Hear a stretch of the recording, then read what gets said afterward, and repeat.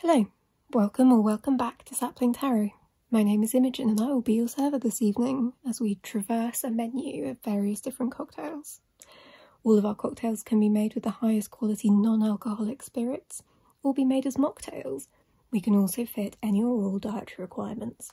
Allegedly it's summer where I live, but I live on the west coast of Scotland, so it is a very, very chilly, windy day with blue sky. But we have had absolutely biblical rain. So please humour me while we discuss some fun and flirty sunshiny beverages and I shoehorn them into tarot prompts. I will be drinking a cup of decaf tea because that's the life that I live. But you just gotta let me pretend for a moment. If you find this fun or interesting, I would love for you to join this tag, whether that's here or on Instagram or in the comments. Let me know what you're drinking and let me know your tarot picks. So the first prompt is the old fashioned. So this is your favourite classic or traditional tarot deck, or riff on a classic or traditional tarot deck. So this can include, I mean, like there are so many different tarot systems, but also like clones of original tarot systems. I have chosen this Sweetheart Darling deck in this Sweetheart Darling Kelly Bear pouch. I've chosen the Gay Marseille. This is the Gay Marseille by Charlie Claire Burgess. This was a Kickstarter. It came out this year, but it is now available for purchase in the UK and the US. I don't know about other places, I'm sorry. I'm not a super proficient Marseille reader yet. I've been doing my best to learn, and I think it's a really exciting system in its sort of simplicity. I really love what Kelly Bear and is it Tom Benjamin refer to as exoteric tarot. Like, I love a bit of esoteric stuff, but I also love the idea of getting really good at, like, I've been dabbling in playing card reading and yeah, more pippish decks, and I just, like, if there was going to be anything that was going to make me learn Marseille, it was going to be this deck. So I think this is an incredible riff on a classic. It's everything you need it to be in terms of, yeah, I've still got all the variations in because I can't choose, but it has everything you need in it to learn Marseille. Like, it's proper job Marseille, but there's just so many like cute fun little details in it, and that is what I like in a classic cocktail. You go to an interesting bar or something, it's super fun to have like their twist on the classics, and this is a twist on a classic. I mean, you cannot beat it. Can we have a moment for how perfectly Kelly matched these colours? I mean, it's just amazing. The next prompt is the Gin and Tonic, a simple, quick, to the point deck. So technically not a cocktail, but absolutely gets the job done. I've chosen these Quick Kick Marseille because apparently I'm just on a Marseille kick at the moment. You know, early tarot practice me could not have seen that coming. This is the Mass Market by Rockpool. It's super weird, but it's so like snappy to the point. If I need to do a reading in a hurry, which I'm not saying I ever have to do because I definitely am very good at managing my time and don't ever leave things to the last minute, but if I need to get a reading done like lickety split, then this is the deck that I reach for. It's so cute, it's so weird, but it's just so kind of incisive. It's not quite minimalist, but it works as quite a minimalist deck for me. Again, it's this like the Marseille, the exoteric thing, you know, you've got your numerology and your sequencing and stuff, and it doesn't have much in the way of like extraneous detail for me to get caught up in or bogged down in. And so yeah, it's just like, it's a really useful deck to have around. It's, yeah, like it doesn't pull any punches, but there's something kind of cute, like creepy cute about it, that means that it's not like super confronting. And yeah, it gets the job done. You need a question answered in a hurry, you need an overview of the situation, but you don't really have time to beat around the bush. This is my pick. Okay, so problem 3 is the spritz. This could be an Aperol spritz, this could be an elderflower spritz, this could be any kind of spritz you like, but I'm a firm believer that it is very hard to be sad with a spritz in your hand. I think someone said that about champagne once. I'm not necessarily on a champagne budget, and so I'm going to go with it's much harder to be sad with a spritz in your hand. My tarot equivalent of it's hard to be sad with this deck in your hand is the Herb Crafters. I have a little pouch for it. This, I don't know, this deck can be poignant. I know I've talked about how this deck has made me cry before, and so this might feel like a bit of a strange choice for like a deck to pick you up, or to cheer you up, or to be kind of uplifting and stuff, but there's something about the kind of the earthiness of it, the greenery, that I just find like soothing in an uplifting way, rather than like soothing in a kind of go to sleep kind of way. This is the sort of an energizing, I suppose maybe it's the green, like it's quite energizing, it makes me feel inspired, it makes me feel kind of, yeah, uplifted. Not in a super like scary kind of zingy, wired kind of way, but just in a everything's gonna be all right.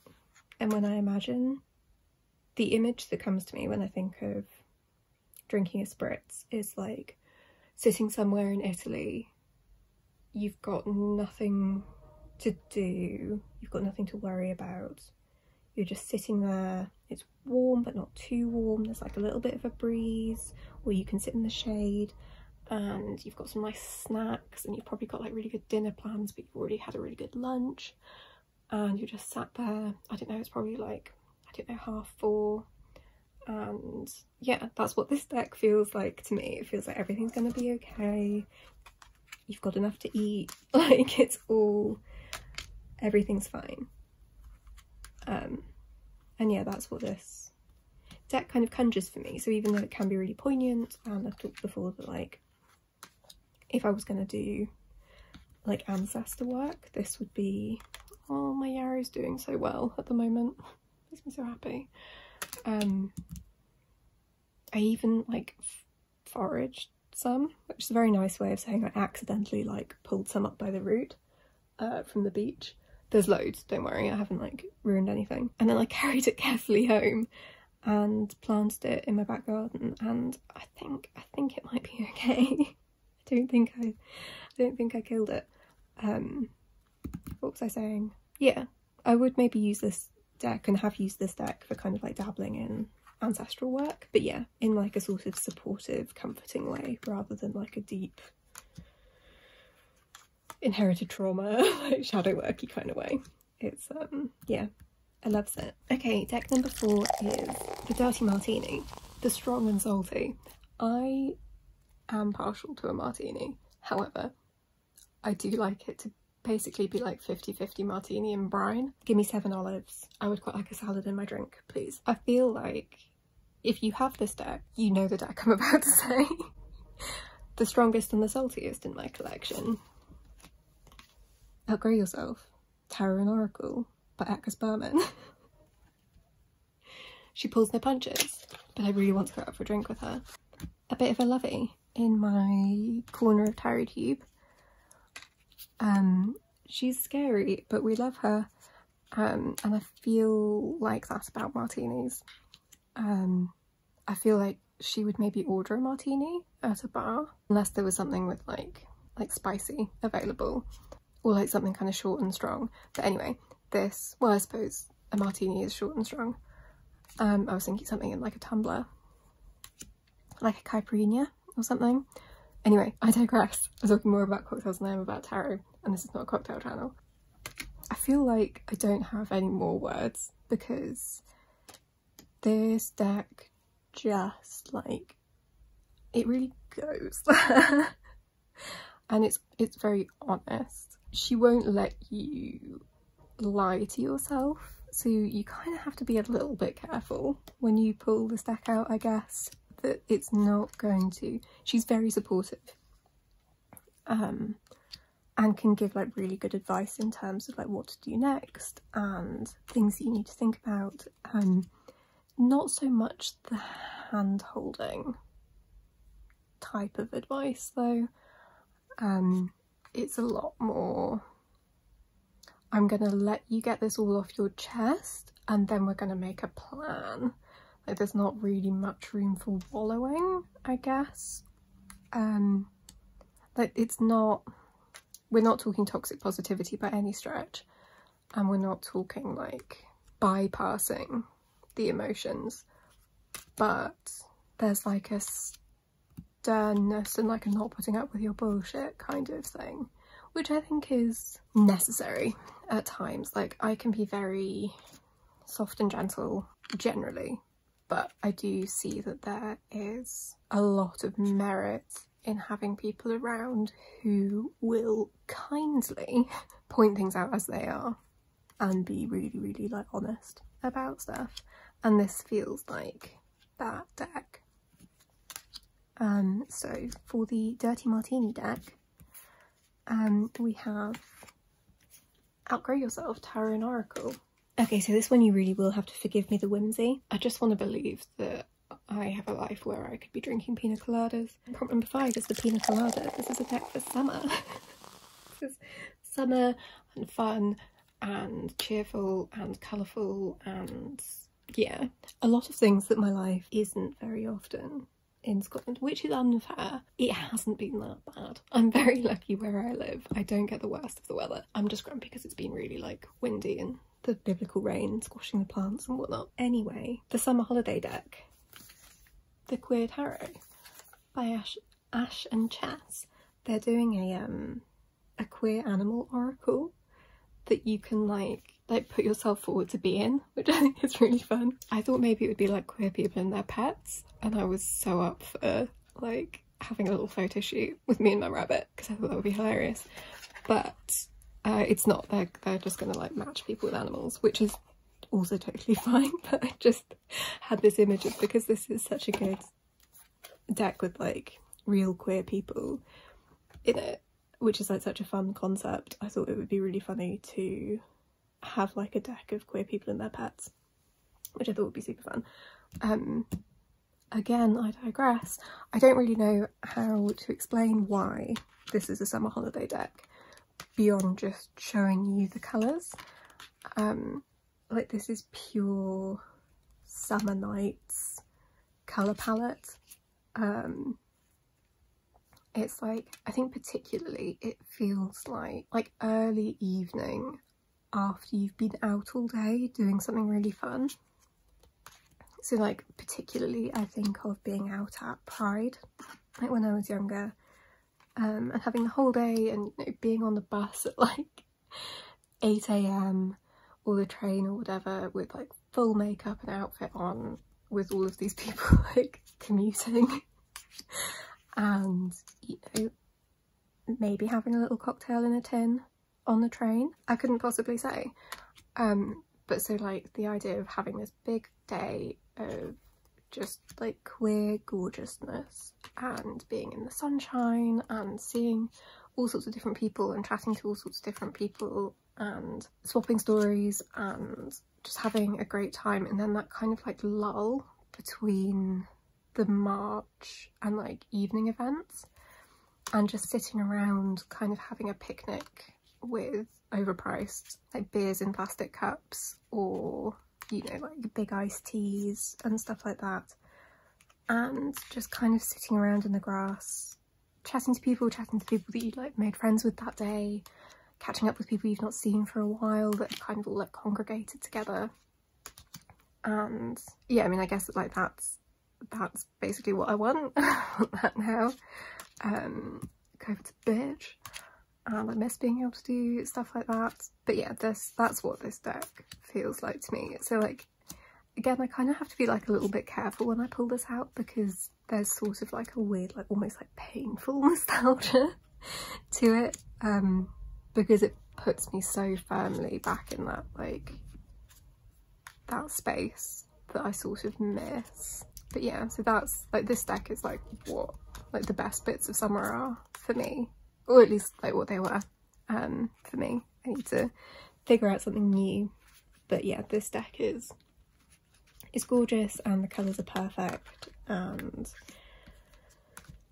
I love my queer community, and they need to be protected at all costs and celebrated at every possible opportunity. Prompt number 6 is the other side of the coin for that one. I know not everyone's experiencing summer right now, so I wanted to talk about the wintry comforting decks, the things that are cozy and comfy and make you feel all like snug and held. And yeah, so that's the hot toddy.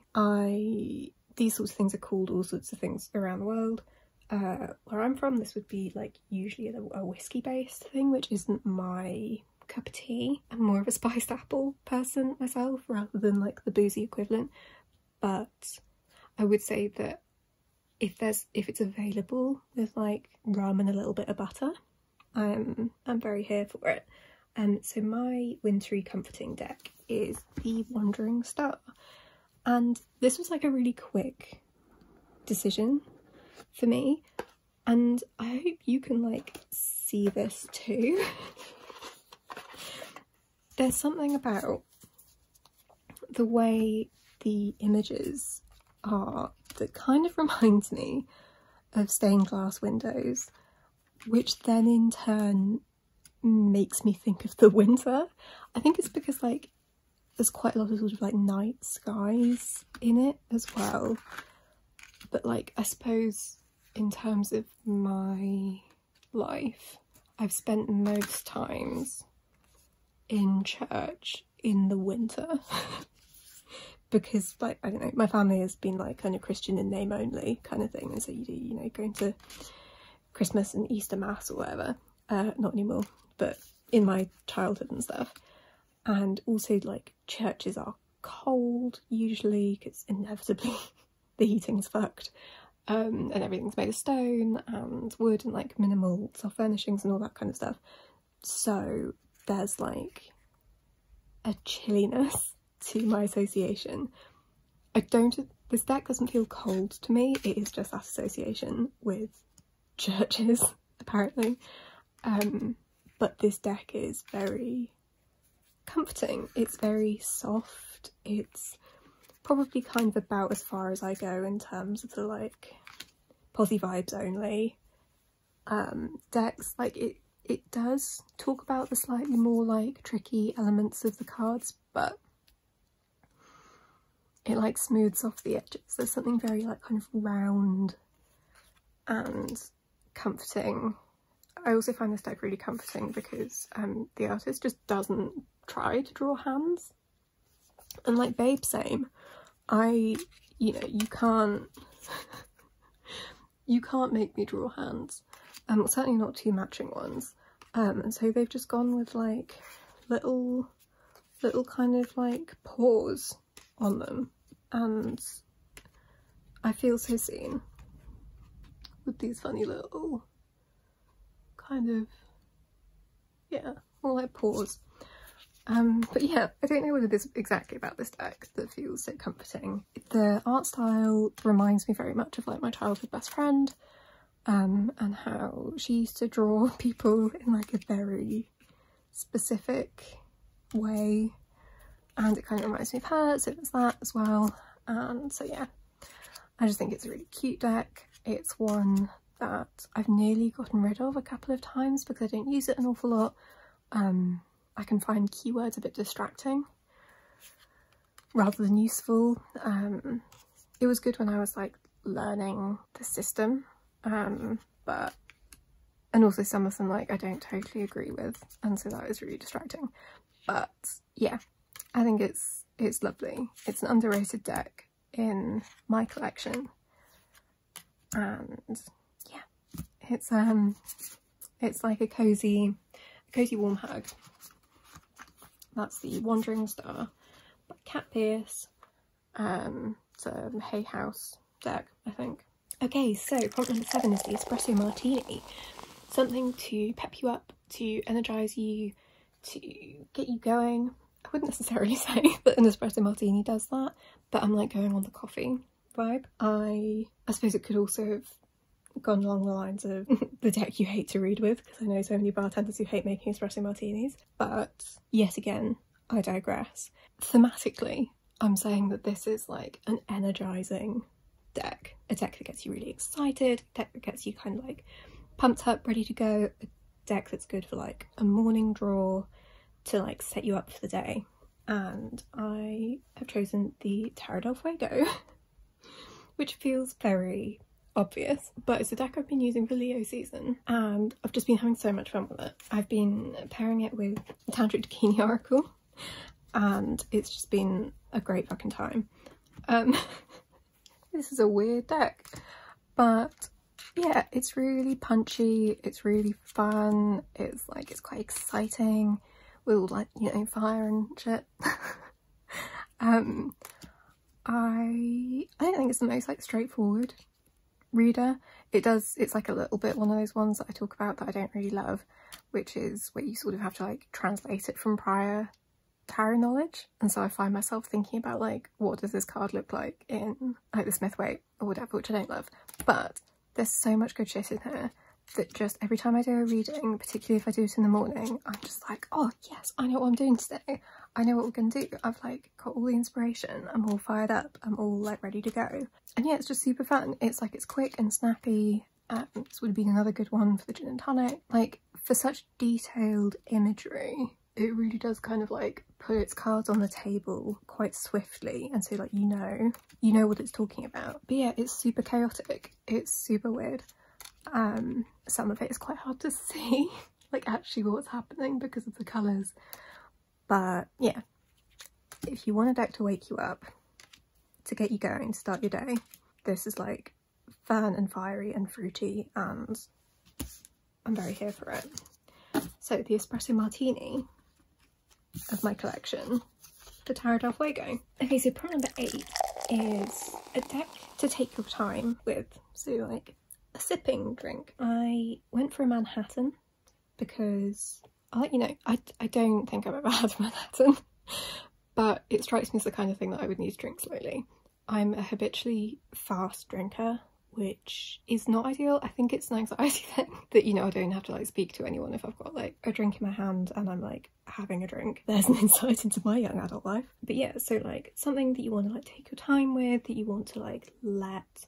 So I suppose like any of those drinks where it changes as it changes temperature, so like with ice and like as it warms up to the room and things, so things that you want to like give a bit of a chance rather than just necking it, Imogen. Similarly, the Ritual Tarot, a deck that you want to take your time with. I've spoken about this recently because this was my deck for Cancer season. I was really intimidated by this drink. I mean, probably as I am by strong, fancy, sophisticated cocktails. I worried that I like almost like wasn't cool enough to be able to read with this. To the point that I kind of like really got in my own head about it and thought that I wouldn't be able to see what the cards were and I wouldn't be able to like get the meanings from them, and I sort of worried that it would be like wasted on me. I was wrong.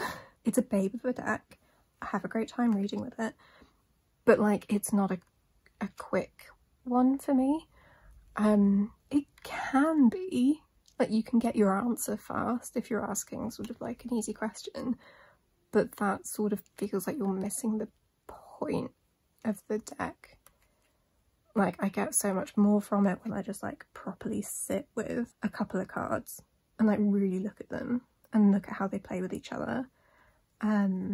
I did like a remote reading for someone with this recently, which I did before I realised that that was the deck I was using, because I was just using it because it was my Cancer season deck. So I like pulled out and I started doing the reading and I was like, oh fuck, what am I doing reading for somebody else with this? Like, I'm not confident enough with this deck, I'm not competent enough with this deck, like what am I doing? And then I sat with the cards and it was so beautiful. I mean, it really helped that the cards were like leaping out of my hands to like answer this person's query. Like, it really, like, the deck had a lot to say in that instance. I was lucky.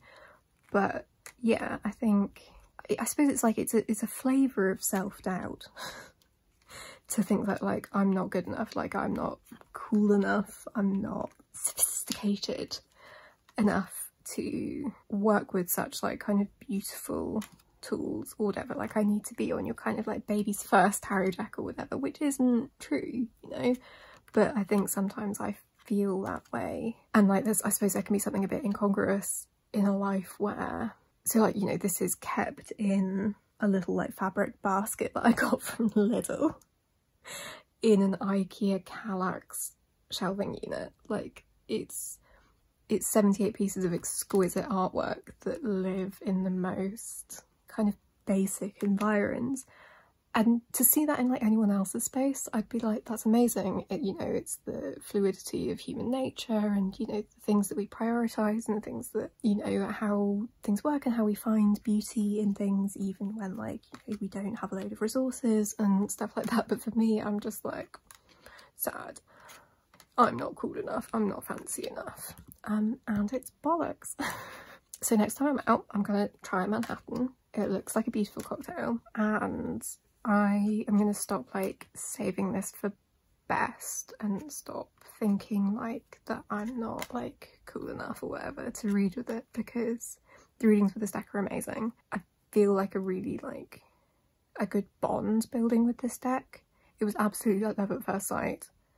Absolutely just entranced by the imagery, and maybe that's part of it, is like I just assumed that I would love it more than it would love me. But yeah, it's amazing, loves it.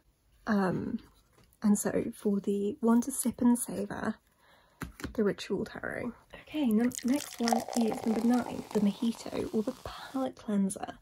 I hope you know what I mean by this. Sometimes I get so caught up in everything ever, and like, I don't know, stressed, and like my brain is all frazzled and stuff, so sometimes I just need to go back to basics.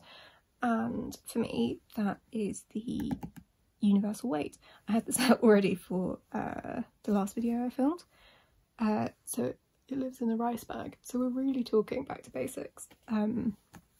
Yeah, this is my preferred Smithwaite, like dead on clone. I've talked about it before, but like the kind of the softer line work and stuff, I just find it easier to read, like as in with my eyeballs.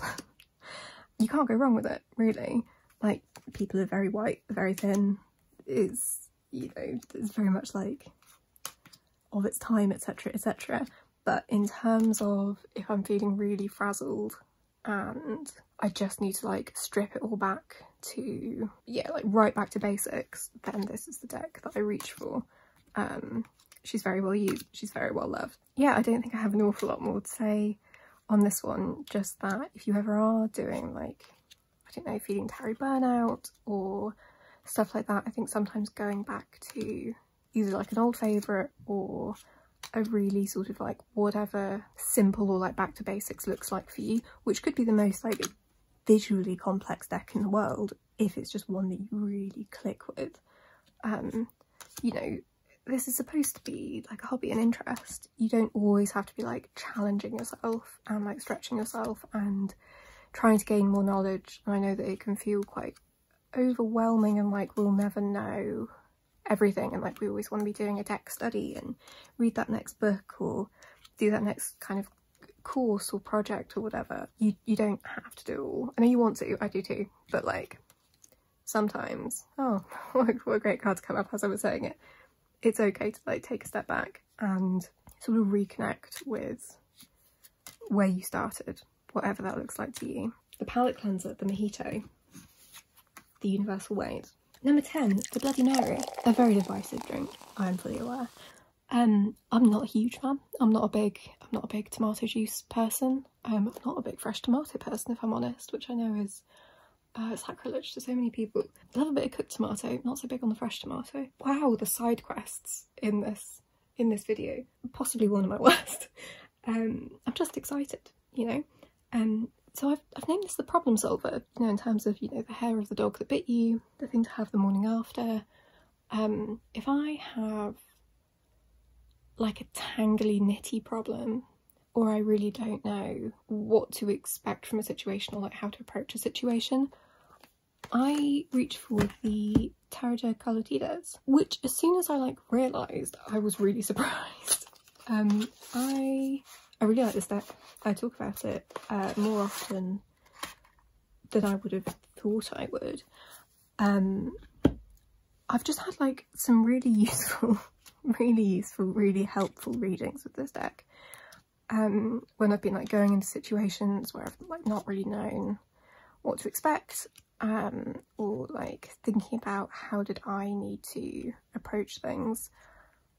Weirdly, this is the deck that has kind of presented itself to me in those moments and has been really helpful. And I mean, I guess that's the prompt. It makes me laugh because it's such a kind of pretty deck, and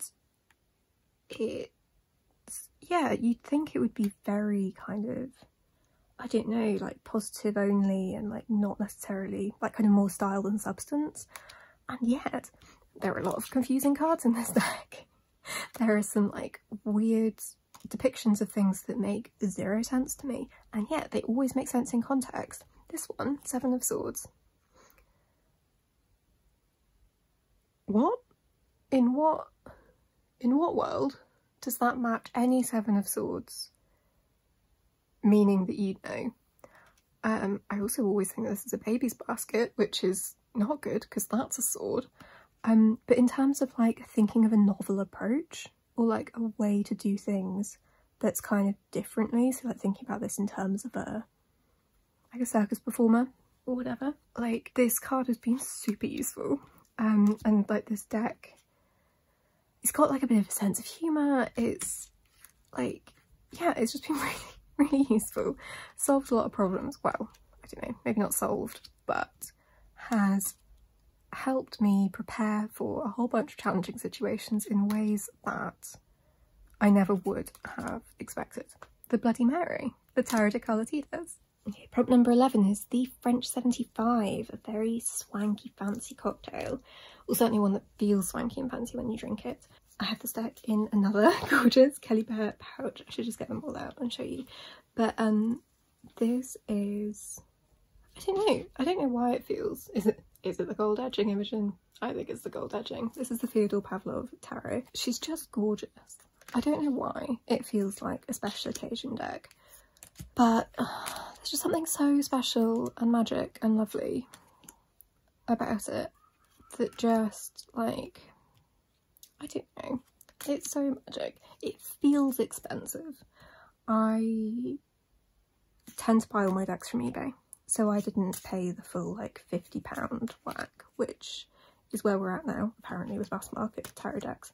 It's a beautiful deck. It's lovely cardstock. The gilding is super fun. The book is quite nice.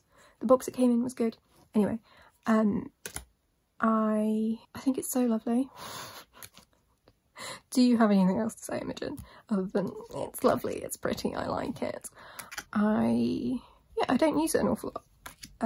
It does feel like, again, kind of one of these decks that I don't feel intimidated by it in terms of like worrying about like the tarot know-how and stuff the way that I have done historically with the ritual tarot, but there's just something kind of like special and precious about it, which is all me. Like, that's not me, there's absolutely nothing against the deck, but for some reason I just find myself kind of moving my hand past it and being like, oh no, I saved that one, which is silly because like when am I going to use it? Like what special occasions am I thinking that I'm going to like what when. But yeah, she's so beautiful. The artist is just incredible. Because I think it's not their like self insert in the deck. So much talent, such exquisite style and skill and all of it. I suppose it's probably like my glitziest, shiniest deck, so that's probably like part of why it feels so sort of like special, holiday, sparkle, occasion, whatever. I need to make an effort to like get this out more. Oh, saving things like this for best or whatever is such a silly idea, and so I need to get my shit together. So this is my special occasion deck, my beloved Fyodor Pavlov tarot. Oh, I mean, just look at it. The mages alone are just exquisite.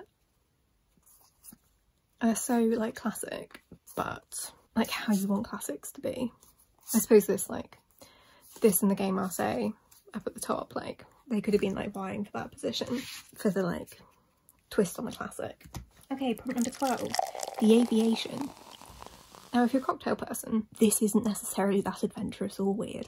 However, I think it's a weird drink. I'm amazed that it's like a classic cocktail. I'm amazed that people drink it. I think it's delicious. But like, do you ever just have those kind of like almost out of body moments where you look at something and you go, how did this happen? Who put this together? So for your like, when you're feeling adventurous tarot or your like wildcard tarot, the Aviation cocktail, I present to you Zoomies, a tarot by Sapling Moon, a tarot that is barely a tarot deck. It's kind of a jumbo oracle, but sort of with a system. I've done a walkthrough, flip through, whatever thing, on my channel. I think it's hilarious. I love the artwork. I love the artist. I think it's just so strange. I have used it a handful of times now, and I use it exactly the same way that I use the Oracle deck by the same creator, which is kind of what I thought when I went through it in the first instance. But I did like try to use it as a proper tarot deck. I like it better as an Oracle. I quite like it with the Oracle because the Oracle has more like neutral to negative messages, and like this is more like mostly positive, sweary positive, but still positive nonetheless. And I just like a bit of a mixture. I like a bit of balance. It feels like you're kind of missing part of the point if you skip over the negative things. I love this card. This card makes me unbearably happy. I am pretty sure I'm going to keep hold of it, which I didn't necessarily think I would at the beginning, because I was a bit like, this isn't a tarot deck, and my autism brain just went, it doesn't stick to the system. But I like loads of the cards, and so using it as an Oracle deck works fine for me. You know, maybe I'll pass on both of them in the end, but for now I am happy to have this kind of little duo of decks in my collection. And so my funny how did we get here adventurous wildcard deck is the Zoomies tarot, or Zoomies, a tarot by Sapling Moon. Final prompt. You made it. You got here. Thank you for bearing with me. God knows how long this video is by this point. I've been rambling and going off on so many side quests. The final prompt is your usual. So I would like to know what cocktail you tend to gravitate towards if you are not a drinker. I would also like to know what your mocktail of choice, or like what your dream non-alcoholic cocktail would be. What you wish people offered at a reasonable price. Not at the same price as an alcoholic beverage. Bars at a much lower price. Thank you very much. I would like to know what you're ordering. I personally am a sucker for like frozen, salty, spicy margarita, because as I'm sure you can imagine, there are not many opportunities for me to drink frozen cocktails in Scotland, or England, or anywhere in Britain, but god damn it, I try. So my usual, for the purposes of this video, is the frozen margarita, my true love. you can get very good non-alcoholic ones. I just, you know, I just love a slushie, grown up or not. And so my usual, which is my most used cocktail, my usual being my most used tarot deck, is my Tarot of the Divine. You've seen this a lot on my channel. You've seen this a lot recently on my channel. I shan't bang on about it too much. This is the deck that I use when I'm out and about, when I do client readings, unless I don't know, lose the thread and end up using another deck. But this is the deck that I take to like fairs and markets and events and stuff. It's great. It's full of stories and folklore and myths and legends from around the world, which means that if you have a brain fart, you can just be like, what's the story? Can I tell the story that is happening in the cards? And will that help me remember what I'm talking about? You know, we talk about like not learning tarot like flashcards. This is the exception, because if you can learn what the stories are, you will never forget how to read tarot. I know that the art style isn't everyone's cup of tea. It's kind of a little bit sort of Disney-ish. I really like it. I really like the colour palette in particular. I think the artist is really cool, Tony.